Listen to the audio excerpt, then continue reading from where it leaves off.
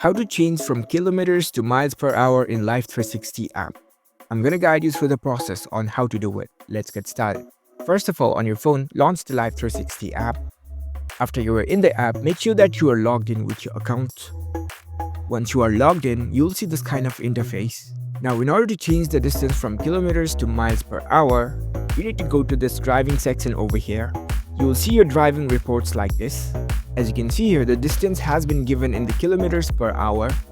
If you want to change it to the miles per hour, as there is no dedicated settings to change the distance from the app, what you can do is go to the phone settings, scroll down to the bottom, tap on this general management section, head over to this app languages section.